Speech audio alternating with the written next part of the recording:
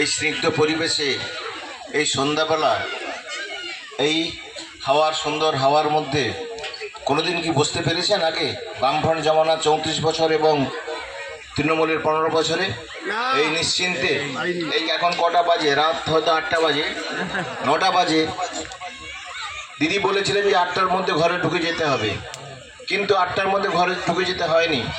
আমরা সুন্দর বাতাসে গ্রাম্য পরিবেশে সবাই মিলে আমাদের ভাবের আদান প্রদান করছি। এটা করলে স্বপ্নে কি ভেবেছিলেন এটা করতে পারবেন? সম্ভব হয়েছে বিজেপি ডাবল ইঞ্জিন সরকার এসছে বলে। প্রথমে আমি প্রণাম জানাই আমাদের যশস্বী প্রধানমন্ত্রী নরেন্দ্র মোদীজিকে, যার যিনি স্বপ্ন দেখেন এবং যে স্বপ্ন উনি দেখেছিলেন সেই স্বপ্ন আমি পূরণ করতে আমরা পেরেছি।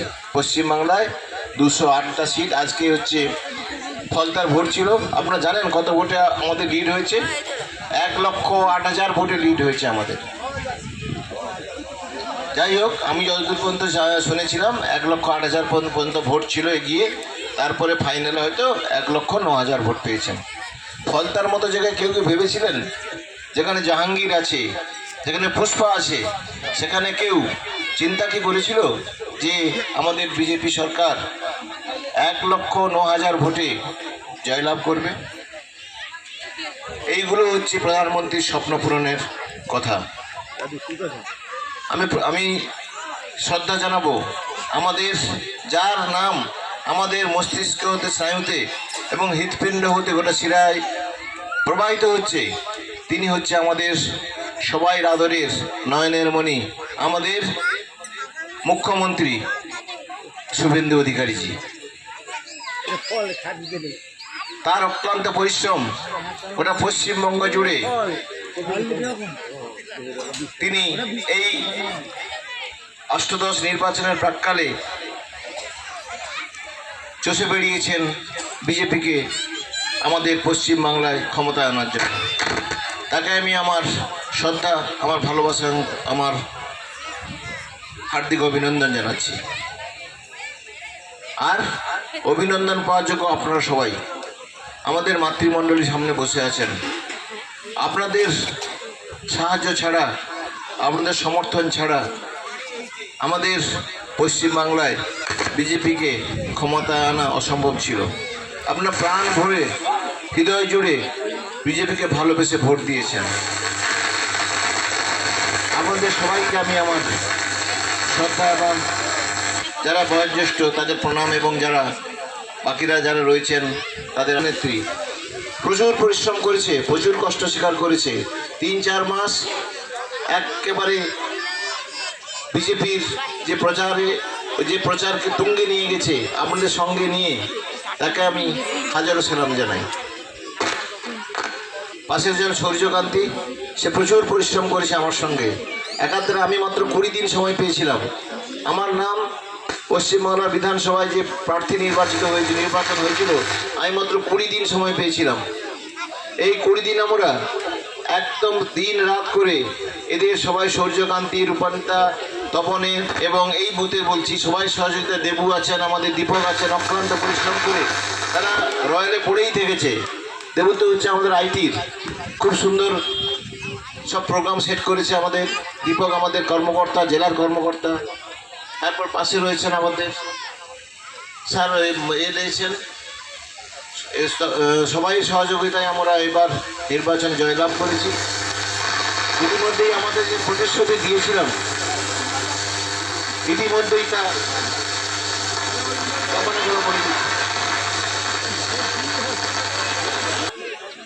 নারীর শ্লীলতাহানি, এই ধর্ষণ, খুন, এর প্রতিকার চাইব। অভয়াকাণ্ডর আবার বিচার শুরু হয়েছে।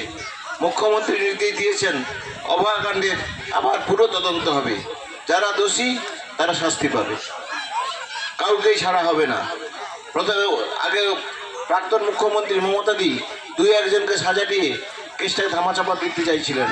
এখন সেই অভয়াকাণ্ড আবার ওপেন হয়েছে, আবার তদন্ত হচ্ছে, সিবিআই তদন্ত হচ্ছে।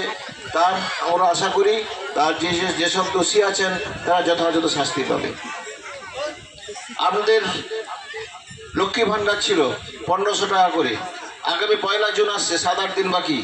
3000 টাকা করে আবার 1 জুন আপনারা সবাই পাবেন।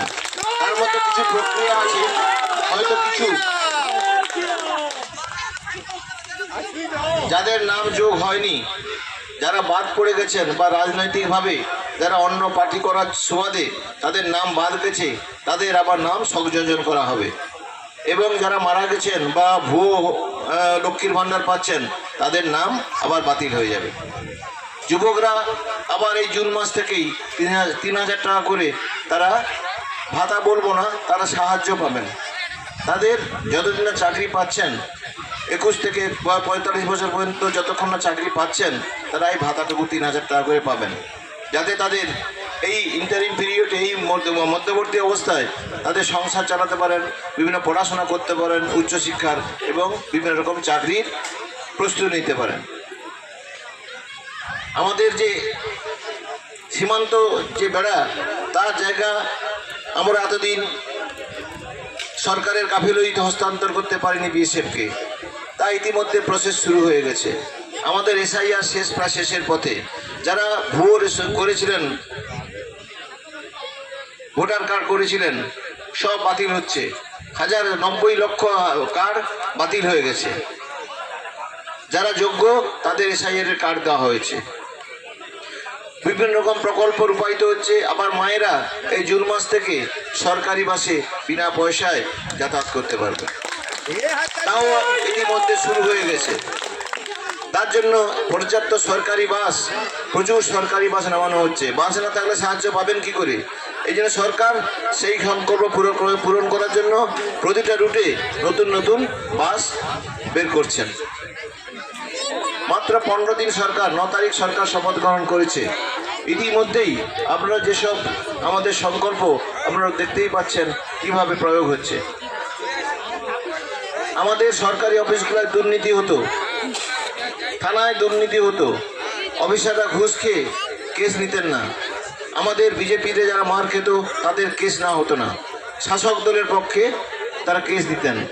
এখন আইনের শাসন চলবে, শাসকের আইন চলবে না। যা আইন সেই আইনই প্রয়োগ হবে। যাই হোক, আপনারা গণতন্ত্রে বিশ্বাসী মানুষ, আপনারা রক্তপাতহীন বিপ্লব এনে পরিবর্তন করেছেন, প্রত্যাবর্তন করতে দেননি আগে সরকারকে। আমাদের তৃণমূল সরকার জগদ্দল পাথরটা এখন সরে গেছে। আমরা আবার নতুন করে শ্যামাপ্রসাদের তার সুন্দর বাংলা, সুজলা সুফলা শস্য শ্যামলা বাংলা তৈরি করব। সরকার গঠিত হয়েছে। আগামী দিনে আপনারা আশা করবেন সময় দিন, প্রতিটা পরিকল্পনা রূপায়ণ করতে দিন। আর আমাদের বলে যাই, এখানকার যেসব ডিমান্ড ছিল আমরা ভোটের সময় বলে গেছিলাম, আপনাদের গ্রামীণ রাস্তাঘাট, পানীয় জল এবং বিভিন্ন ওই পাইপলাইন দিয়ে যে পানীয় জল আসছে, ওগুলো আমরা মিটিং করে যাতে কমপ্লিট করা যায়, জল সাপ্লাই সবাই বাড়িতে বাড়িতে পৌঁছায়, তার জন্য ইতিমধ্যে প্রশাসনের সঙ্গে কথা বলে নিয়েছি। এখন প্রতিদিন সকাল 10টা থেকে সন্ধ্যা 5টা-7টা পর্যন্ত এই প্রশাসনিক মিটিং করে আমরা বিভিন্ন আমাদের দাবি আমরা পেশ করছি, এবং সেগুলো আমরা আবার বুথ ভিত্তিক বলবো। সবাই বুথে যেন পরিকল্পনাগুলো আমাদের কাছে রেডি করে দিয়ে দেয়।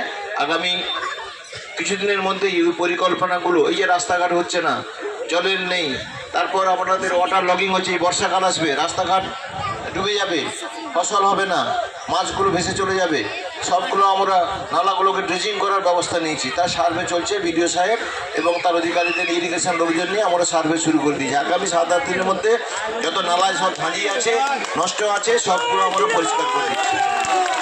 এখন তো আর খাল তো ড্রেজিং করা যাবে না। আগামী বছর পরিকল্পনা দিয়ে যেসব খাল মজে গেছে সেগুলো ড্রেজিং করে আবার সুন্দর করে মূল নদীতে যাতে জল পড়ে তার ব্যবস্থা আমরা করে দেবো। বন্যার সময় আমরা যাতে প্রাকৃতিক বিপর্যয়ে মানুষ ক্ষতি না হয়, আমরা রেস্কিউ হোমগুলোকে রেডি করে ফেলেছি। 3টে রেস্কিউ হোম আছে আমাদের। যারা নিচুতে বাড়িতে আছেন তারা বন্যার সময় বা এমনি বেশি জলে ডুবে যেতে পারেন, তাদের তুলে নিয়ে গিয়ে তাদের নিরাপদ জায়গায় রাখার জন্য আমরা ব্যবস্থা করেছি। এইগুলো বাসস্থান, এগুলো আবাসগুলো অকুপাইড হয়েছিল, আমরা বলে দিয়েছি এগুলো ইমিডিয়েটলি ছেড়ে আমাদের প্রাকৃতিক বিপর্যয়ের জন্য রেডি করা থাকুক। তারপর আপনারা যা যা সাজেশান দেবেন, এই গ্রামে প্রতি বুথ স্তরে, অঞ্চলে যেখানে আমাদের প্রতিনিধি আছেন বা প্রধান আছেন, বা আমাদের বিরোধী দলনেত্রী আছেন, প্রধানরা অনেকে আসছেন না, আমি তাদের বলবো রেজিগনেশন দিয়ে দিন, না হলে কিন্তু মুশকিল আছে।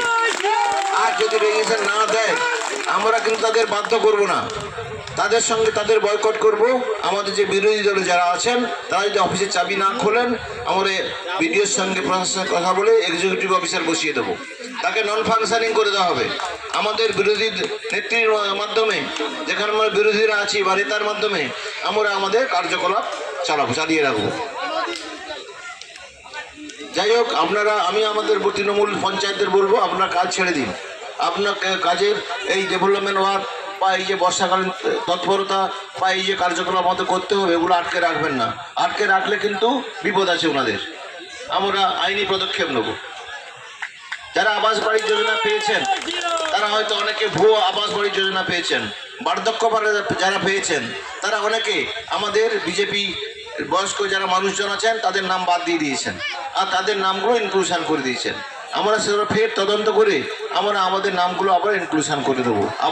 আবাস যোজনা যারা ঘর পাননি, যারা করে নিয়েছেন 7,500 টাকা করে পেয়ে গেছেন, তারা যারা ঘর করেছেন বাকিটুকু তারা তৈরি করুন, ভালো করে করুন, তাতে আমাদের সমর্থন আছে।